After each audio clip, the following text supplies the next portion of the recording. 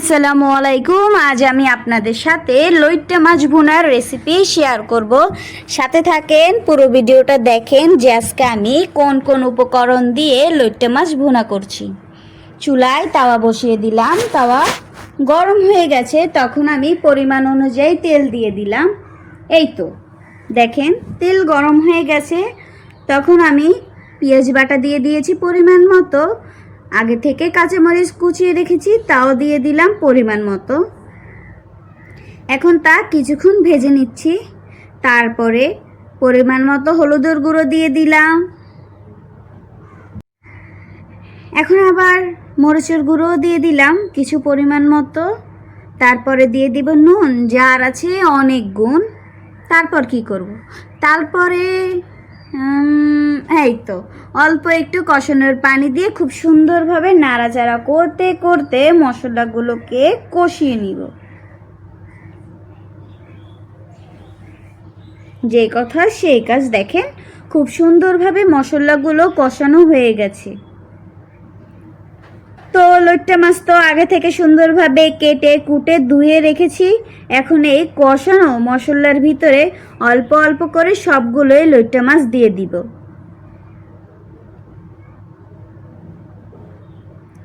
লইট্টা মাছ কষাতে আমি কোনো পানি ব্যবহার করব না।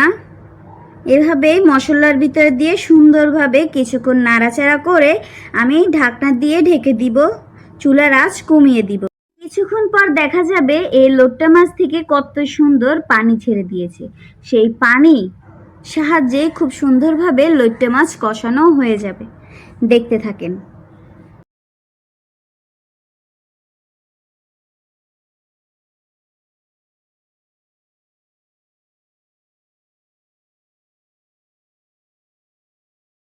এখন আমি প্রায় 5 মিনিটের জন্য ঢাকনা দিয়ে ঢেকে দিব। এর ভিতরে খুব সুন্দরভাবে কষানো হয়ে যাবে। এই তো 5 মিনিট পর ঢাকনা উঠিয়ে নিলাম। দেখেন খুব সুন্দরভাবে লইট্টা মাছ থেকে পানি ছেড়ে দিয়েছে। এখন আমি একটু নাড়াচাড়া করে নিচ্ছি মাছগুলোকে কিন্তু এত নাড়াচাড়া করা যাবে না, কারণ ভেঙে যায়। দেখতেই তো পাইতেছেন, নাড়াচাড়া করতে গেলেই মাছগুলো ভেঙে যায়।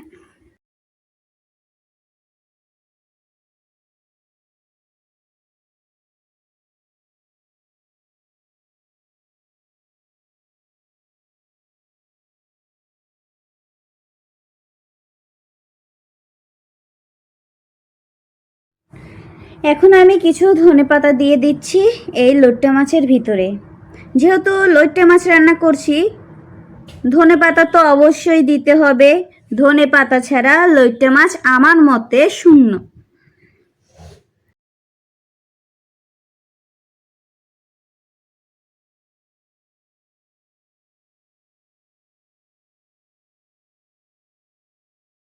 এখন আমি আবারও 4 থেকে 5 মিনিটের জন্য ঢাকনা দিয়ে ঢেকে রাখবো। এই তো প্রায় 5 মিনিট পর আমি এখন ঢাকনা উঠিয়ে নিচ্ছি। দেখেন তো কেমন হয়েছে আজ আমার এই লইট্টা মাছ ভুনাটি। আমি কিন্তু সবসময় ঘরোয়া উপকরণ দিয়ে সকল ধরনের রান্না খুব সহজে ঝটপট করে ফেলি। তাই আজও একই নিয়মে খুব সহজ এবং ঝটপট একটি রেসিপি আপনাদের সাথে শেয়ার করেছি।